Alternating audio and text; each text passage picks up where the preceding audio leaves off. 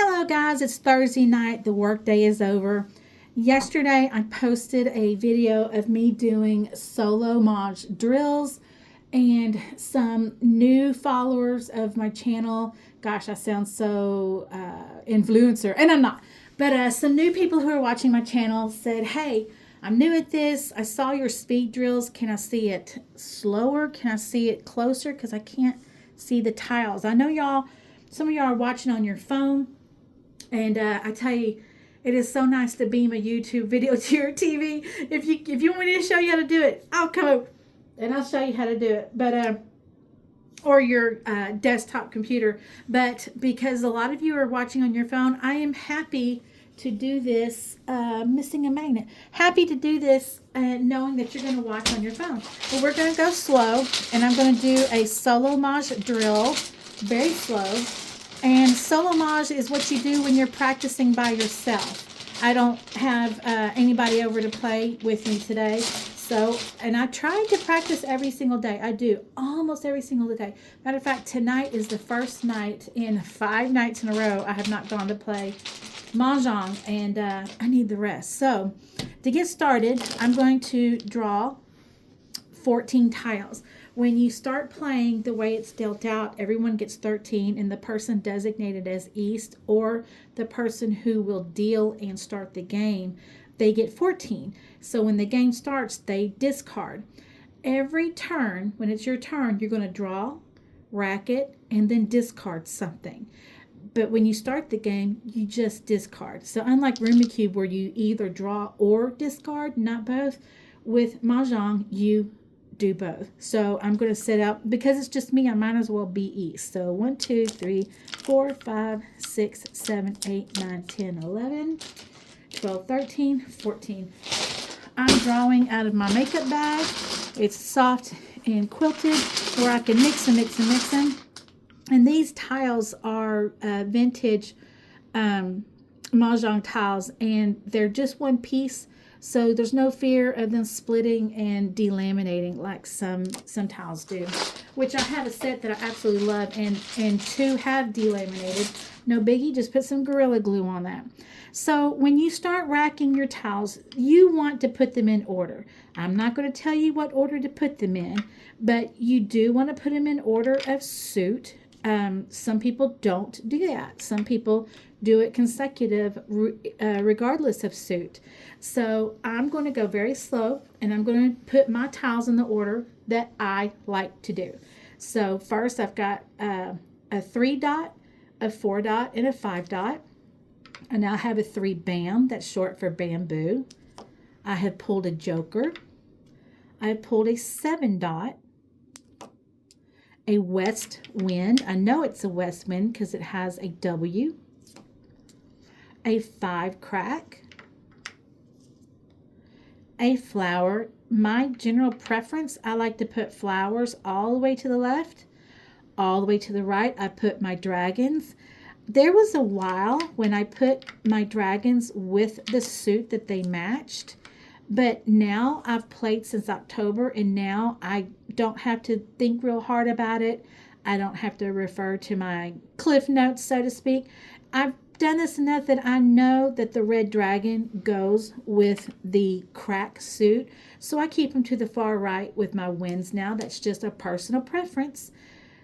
I have a 6 crack, and I have a 9 bam. So before we start the maneuvers, I call, that's known as the Charleston, we're going to take a look at what we have, and we're going to see which section of the Mahjong card that we're closest to.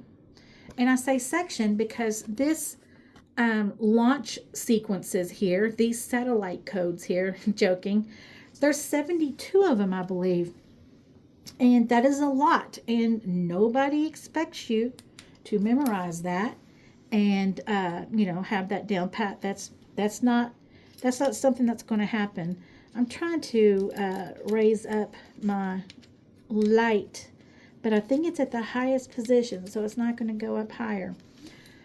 But anywho, pressing on. So let's see what we have so that we can see if we're somewhere in the vicinity of a section. And then we're going to start the Charleston, which is a set of maneuvers. I call it choreography, where you pass and receive. And I'm going to shut my closet doors. I just realized that it looks really super sloppy with those closet doors open. You think I would have staged the scene before I started. So let's see, what do we have? We have 3, 4, 5, 7, and 9. If you want to go towards odds or evens, you could pull out everything that is an even number and see what you have left. So I'm going to just drop it out of sight for a moment. So I moved out of sight 2 tiles, a 4 dot and a 6 crack. Those are even numbers. When you look at what's left behind, that's very few. That means what's left behind is way more. So we have a lot of odd numbers. So that could go in the section 1, 3, 5, 7, 9, which is odd numbers. Or it could go on the section 3, 6, 9, which is odd numbers as well. So what we're going to do is, and we have a flower, and if you look at your card, there are many hands that have a flower, the F at the beginning, which means flower. So I'm going to hold on to my flower at least for the first round of the Charleston, because you don't know yet if you're going to use it, because we don't know exactly what section we're going to go to yet. Because it's a favorite hand on the card, and because it's very confusing to some people, I think I'm just going to go ahead and try to force my hand in the 1, 3, 5, 7, 9 section, line 1, 2, 3, 4, right here, and that has what is called a floating pair in it. I'm going to move my line finder right there so that we can easily see. I guess my hand is covering the screen as usual. So I talked in the previous videos that the colors does not mean you have to have this in green bams, and this has to be red cracks, and this has to be what's left over, which are dots. No, it just means that whatever suit you use for this section, when you go on to this section, you need to change suits. So this could be cracks, this could be dots, that could be bams. It's whatever you have. So looking at that hand, you want to first see what you have and start with the 1, 1, 3, 5, 7, 9. So we have 3, 5, 7, 9. We've got more of that line in our dots. So let's go ahead and lean in that direction. Now the floating pair means this has 1, 1, 3, 5, 7, 9, and then it's followed by a grouping of ones. That's because the grouping of ones match the pair of ones in this run. But if we don't have a pair of ones, I don't even have 1, 1. You could make any one of these numbers a pair, and whatever number you pair, this needs to match it. So if I were to do 1, 3, 3, 5, 7, 9, that means these groupings need to match the 3, meaning this needs to be a Kong, which is 4, a Kong of 3s to match the pair. That's why it's called a floating pair. The pair floats among this line. It could be the 1 or the 3 or the 5 or the 7 or the 9.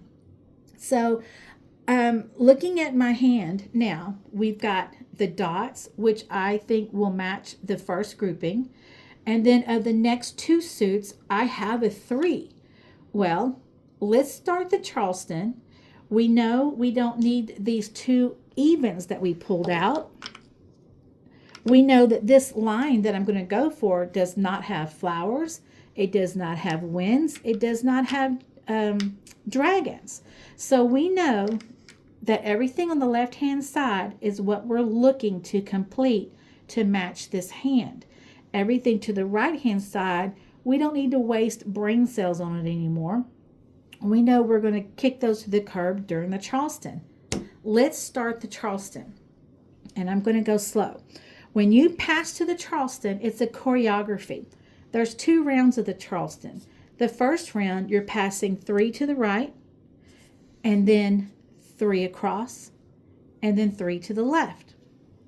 So essentially, when that round is done, you have traded 3 tiles with every person at the table. So when you pass 3 tiles to your opponent, you don't want to hand them a hand. I'm not going to hand them 3 dragons. I'm not going to hand them a pair of anything. And you never, never pass a joker in the Charleston. It's a rule. But then again, why would you pass a joker? So here are 3 of my discards, and there's 1 from each suit. You want to try and do that. It's not 100% able to do every time, but I am able to do so this time. So I'm going to set my 3 discards over here. That's the first trade in the Charleston. So now that I passed off 3 tiles, I'm going to reach into my bag and mixy and pull out 3 more to replace the ones I just traded. So throwing up on my rack, I just got a 5 crack, which matches a 5 crack I already have. If we manage to get another 5 dot, boom, we can start matching 5 cracks to the initial run. I also have a 1 bam. We are not doing the run in bamboo. Remember, the bird is the 1 bam. We do need a 1, but we need a 1 dot. So we don't need this. I'm going to move him way to the far right because I know I'm kicking him to the curb. I think the writing is on the wall. So here's another 5 crack. So we're going to put that on there. If we were to get a Kong, which is 4 5 bams, that means we've got our dots here. We move to another suit. We've got our cracks. And then we'll need a different suit, which will be bamboo, because that's what's left over. So we're going to hope that we can do it in 5s because we're already heading in that direction. So I'm going to hold on to him just in case we suddenly get more 3s, just in case I get another 3 here to make that the pair. But for this moment, we're hoping that we draw or we get past a 5 dot so that we can start building it from these. So let's pass. We've already passed to the right our 3 trades. Now we need to pass over 3 more trades. So let's go to our discard stash. Once again, we've got 1 of each suit, nothing that's a good hand to help them out. I'm not wanting to kick down an opponent, but I'm not going to help them either. Are they going to help you? They shouldn't, because that's kind of cheating. So we got an 8 crack. We're not doing even numbers, so I don't have to think about it. I just push them to the side. We've got a 6 dot. We're not doing evens, so I'm going to push him to the side. We got a 7 dot. Uh-oh. I'm going to put him over here because if we get our 1 dot and we already have a pair, maybe we can start building these in 7s to match the pair. That's kind of a stretch, but let's see what we got. We need to do another pass. So I'm going to go to the far end where my discards are. And again, it's 1 from each suit. I've got a crack, a dot, and a flower. I'm going to pass those. So now we've done the first round of the Charleston. We've passed 3 to the right. We've passed 3 across. And we've passed 3 to the left. So let's draw. 1, 2, 3, 4, 5, 6, 7, 8, 9, 10, 11, 13, 14. So here's our next 3 tiles that we drew. We got a 3 crack.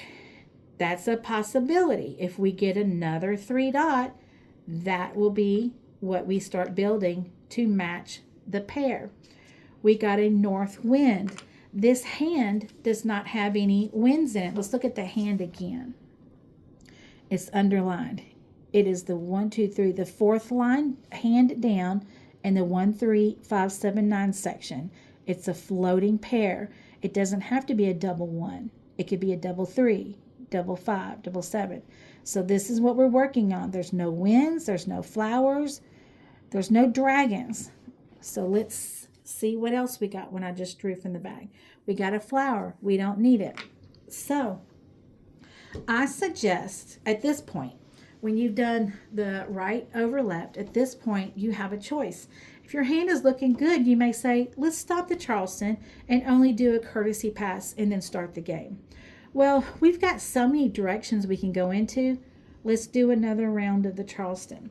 And that's tricky, seeing what you want to get rid of, because you don't want to pass off something that you may regret.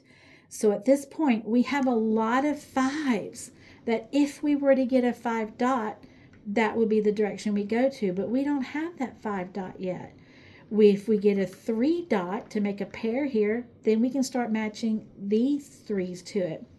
So we need 3 to pass to start the next round of the Charleston. So we got to make a decision. What are we going to give up? I'm going to go ahead and give up one of the 5s because we at least have 2 left. And then hopefully we can get some more jokers. Because don't forget, there are 4 of every tile. There's 4 of every tile. A Kong is 4. We need 4 of whatever number we're matching to the pair. So if we go the route of 5s, if we have a 5 dot to make a pair, then we're going to need 4 cracks and 4 bams. There's 4 of every tile. There's 2 here. We just discarded 1. There's only 1 more out there. So if we go this way and we need the 3rd and 4th, we have a joker to make the 3rd. We have to get another joker or hope somebody discards that and we claim it. So it's right here. So let's go ahead and pass this over. So we're on the 2nd round of the Charleston. When you do the 2nd round of the Charleston, you're going to mirror what you just did. When we started the 1st round, we started right, we went over, and then left. The 2nd round of the Charleston, we're going to start left. So I passed left. I'm drawing out of my bag 3 more. Random threes. Okay, so I got a 4 bam, and we're not doing evens. I'm going to kick them to the curb. We got a joker. Yay. Going to put him there. We got a green dragon.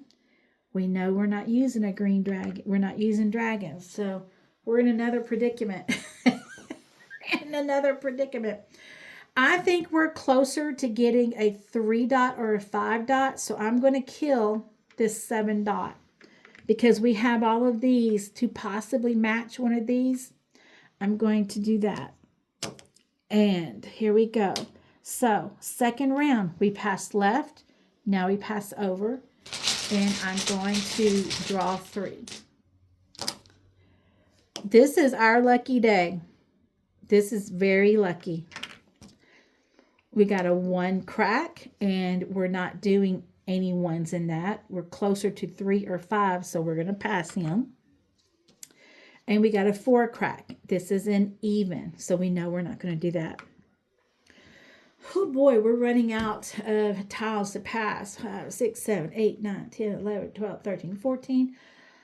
Okay, so what am I going to get rid of? Because I need 1 more. Ooh, let's go with the 3 crack. Y'all should have made me stop at the 1st round, but here we are. So round 2 of the Charleston, we passed left, we passed over. Now we just passed right. We're going to draw our last 3 to finish the Charleston. 1, 2, 3. We drew. Wow.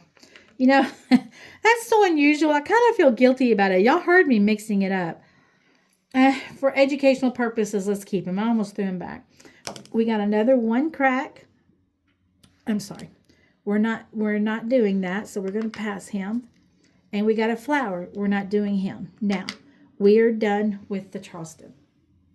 We're done. The last thing you do is you pass over a courtesy tile. It can be 1, 2, or 3. And you eyeball your partner across from you and you say, what do you want? You want 1, 2, or 3. You mutually agree. Well, I had no choice but to ask them to mutually agree because I only have 2. That's all I got. There you go, 2. So normally in solo Mahj, once you're done with the Charleston, and we are done with the Charleston, everything you've discarded, you throw back into your bag and mixy. And that's what I do. But we're learning. We're going slow and we're learning. So I'm going to keep those separated because none of these apply to this. And I don't want to waste my viewers' time watching me pick and draw tiles that I've already excluded. So we're going to start the game. So 1, 2, 3, 4. Oh, I forgot to draw my extra 2. So I courtesy past 2. I need to draw 2. Okay. Random. A west wind. We're not doing winds. And a soap or a white dragon. We're not doing that. Here we go. So always make sure you have the right amount of tiles. I'm east. I'm going to start the game. I should have 14. 14. Okay, we're going to start the game. We know in our hand on 1, 3, 5, 7, 9, the first portion of it being a floating pair for 1, 3, 5, 7, 9. We don't need either of these. So it's an easy discard. I'm going to discard the white dragon. As we're playing solo Mahj, we want to discard 24 times, but we hope to win Mahjong before the 24th tile. If you do not win Mahjong before you discard 24 times, it's probably your opponent won or the wall won. But I don't feel like you're learning how to play Mahjong if all you're doing is drawing and discarding. I think if you just do that till you win, you're not learning how to take advantage of a discarded tile from your opponents that you could possibly use. So with that said, I have discarded, and now playing solo Mahj, I am playing for the 3 people that are here. So I'm going to draw 3 tiles as if I'm playing with 3 people. We're hoping to get a dot. Now, even though this is not a single, each one of them is a single, meaning it's not 3, 3, 3, 5, 5, 5, 7, 7. So if somebody discards one of these, I cannot claim it and expose it because these are considered singles. Now, for the Kong of 4, if somebody discards that 5 crack, I can call it and put it on my rack with the joker, put theirs here, and that will make my Kong. Because this is a Kong, it's a run of the same number. These are considered singles. So the only way we're going to win is if we actually draw this one tile and then one more of any of them so that we can start matching these to it. So our 2 opponents discarded a 7 crack and a 3 bam. I could not claim any of them even if I wanted to. So I'm going to set those down. And I'm going to mixy in the bag and draw one for my turn. So it's my turn and I drew a flower. When you draw, you immediately rack. If you don't immediately rack, it's at your own detriment because possibly you can draw and you're like, oh, this is exactly what I need. And as I sit here and do the happy dance, Becky over here says, hey, I want to claim that discarded tile after all. So if that's the case, I have not racked this tile. So that tile that was discarded previously is still open. I would have no choice but to put that back down in the wall and let Becky take that, and then the turn skips me. It's not that I did anything wrong or I'm being punished. It's just when you draw, you want to immediately rack it because by doing so, you kill the previously discarded tile. So I just drew a flower. As we've discussed, our hand does not have winds, flowers, or dragons, so I'm going to discard. That is our second discard. Now my 3 opponents are going to discard. Let's see what our 3 opponents discard. So someone is doing so well they have, this early in the game, they have discarded a joker. Once a joker is discarded, it is dead to the world. Nobody can claim that, not even for Mahjong. There's a 7 bam. We have nothing going for that. There's a 1 crack. I couldn't call it even if I wanted to because I have none to match it already. So I'm going to make sure those stay on the table. Now I'm going to draw for myself, and I'm drawing a 6 dot. This is an even number, and we're not doing anything even numbers. So I'm going to rack it and discard either it or my west wind, whichever, because I don't need either of them. So now I'm going to draw for the 3 people again. So somebody has discarded a 6 dot. We don't need it. An 8 dot. These are even numbers. And a north wind. None of these are needed to complete our hand. Like I stated in the previous video I did today, we are building a hand that exactly matches a hand on this card. So we want our rack to look exactly like that hand. So those 3 tiles are dead on the table. I'm going to discard and I'm going to draw. So I have drawn a 7 dot. We have already drawn and discarded a 7 dot earlier, so I know we're not anywhere near matching this. This is not going to help us. I'm going to discard this. We have made our 4th discard. Drawing for the other 3 people now. A 5 dot. This is promising. However, I can't claim it because, like I said earlier, it's a single. So if we were to use that to match with the 5s, I need to actually pull it from the bag myself. So I'm going to set this down, put it on the table as if they discarded it. So now I know if I'm going to go for the 5 dot, there's 4 in the set. There's 1 here, there's 1 discarded, meaning there's 2 to go. I have to hope that I draw it myself in my what am I trying to say? When I actually do my tile. So this is my draw. I drew a flower. Don't need that. Going to discard. Mixy. Going to pull 3 more tiles. I pulled a blank because I haven't pulled those out of my bag yet. Ladies that I played with the other night, they wanted to play with blanks. So the 3 people have discarded a 5 bam, a south wind, and a 1 dot. I probably could use that 5 bam for the Kong to match the 5 crack if we have the pair of 5s, but I don't have that yet. So those are going to stay discarded. So now I'm going to draw for myself a 4 crack. Don't need this, it's an even. Going to discard. Now I'm drawing for my 3 ladies. Oh, can't reach it. They have discarded, oh, this is painful, 2 5 bams and a 7 bam. I can't claim it even if I wanted to. So I'm going to put them down. I'm going to walk away. Whew, I may need to go a different direction. Okay, so now I'm drawing for me 2 bam. It's an even number. We're not doing anything with even numbers. Now I'm drawing a south and a north wind and a 1 dot. None of these are what is going to help us, so I'm going to leave those on the table where they put them. Now I'm drawing for myself a 4 dot.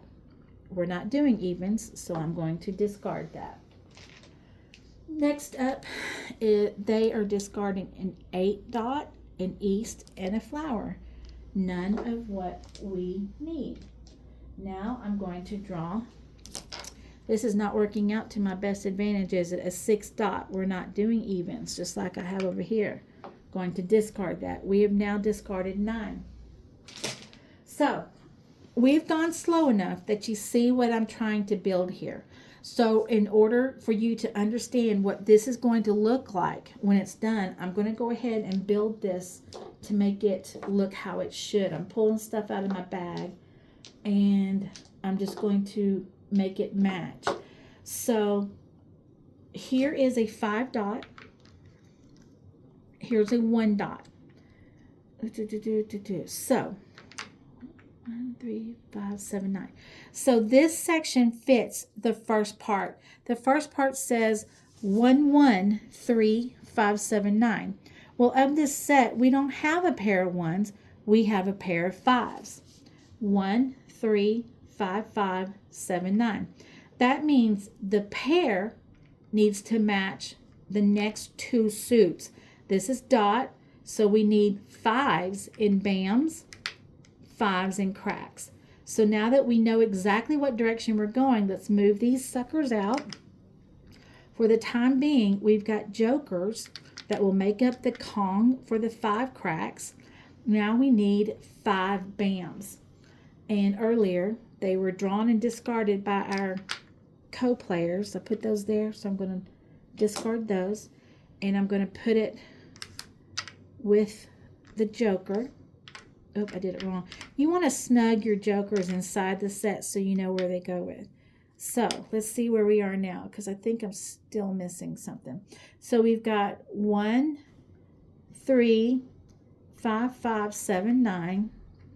1, 2, 3, 4 in the opposite suit. 1, 2, 3, 4 in the opposite suit. That's 8, 9, 10, 11, 12, 13, 14.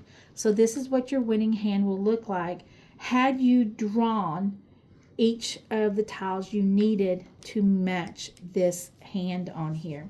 So when it comes to the run, I told you that if somebody discards something in a line that's considered a single, you cannot claim it for exposure.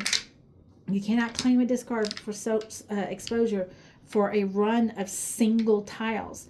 Now for these, because they are 5 bam, 5 bam, 5 bam, yes, if I had this and somebody discarded this, I could have said claim, picked it up and put it there, and put this with it. Because if you claim a discarded tile, you have to prove that you could legally claim it.